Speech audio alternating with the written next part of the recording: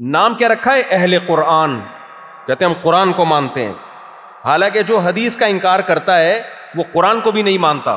اگر بیچ میں کوئی نیا اسکالر مارکیٹ میں آتا ہے جو کہ آج کل ہول سیل کے حساب سے آ رہے ہیں اور وہ کہتا ہے میں خود سے سمجھتا ہوں، میں کسی سے سیکھتا نہیں ہوں، میں نے خود قرآن و سنت کو اپنی عقل سے سمجھا ہے، تو سمجھ لو مارکیٹ میں ایک نیا فرقہ لانچ.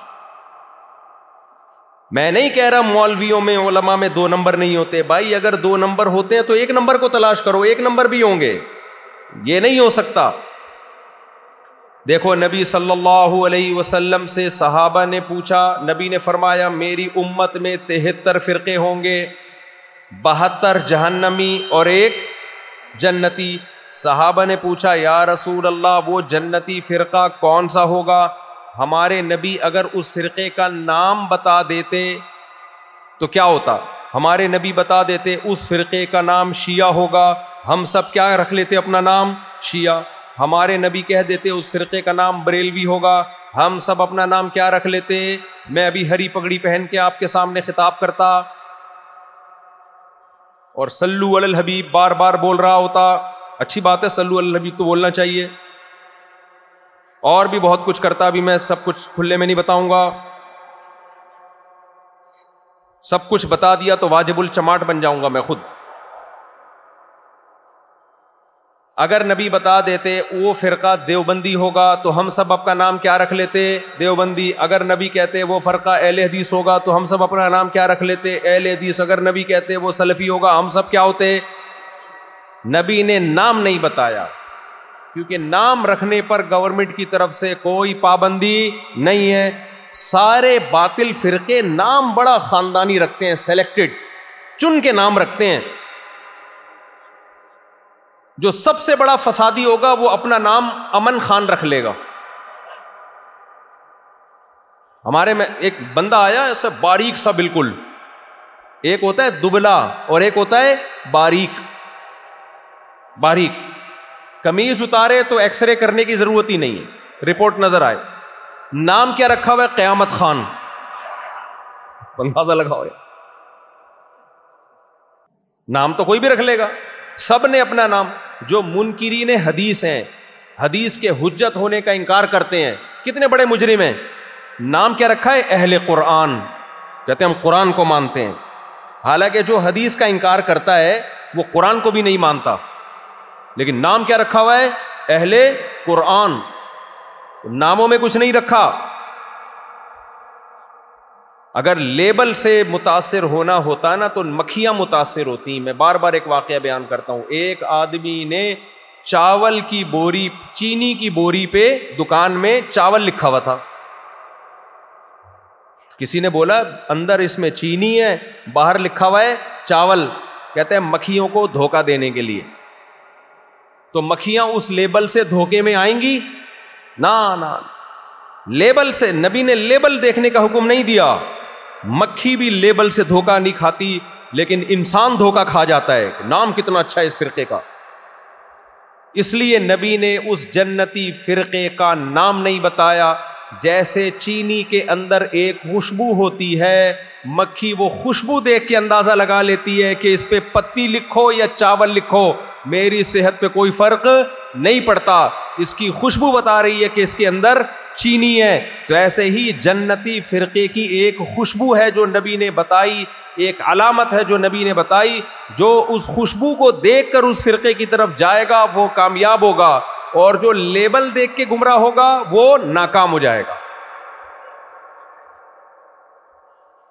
وہ خوشبو کیا ہے؟ نبی سے صحابہ نے پوچھا یا رسول اللہ وہ جنتی فرقہ کون سا ہے؟ آپ نے فرمایا ما انا علیہ و اصحابی. دیکھو آپ یہ بھی فرما سکتے تھے کہ وہ جنتی فرقہ وہ ہے جو قرآن و حدیث کو فالو کرتا ہے. تو ہر شخص کیا کہتا ہے؟ میں قرآن و حدیث کو فالو. ہر فرقے کا یہی دعویٰ ہے نا؟ کیا خیال ہے بھائی؟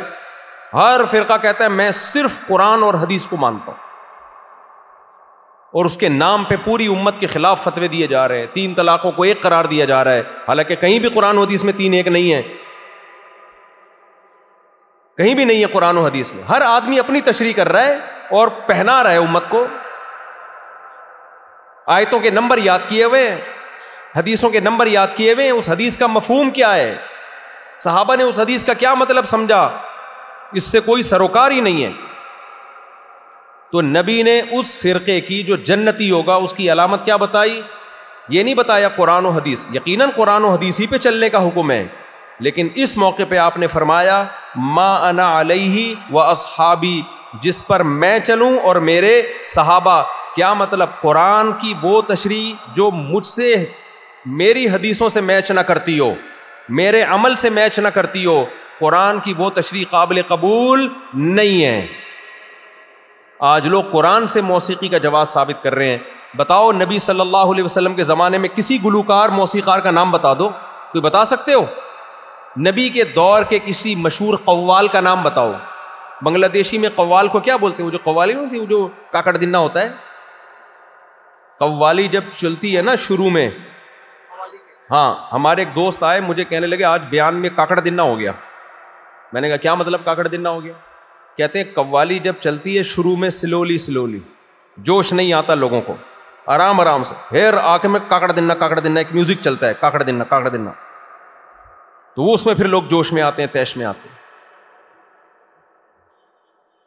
بھائی قرآن کی ایسی تشریح جس پہ نبی کا عمل نہ ہو, حدیثوں کے خلاف آپ تشریح کر رہے ہو.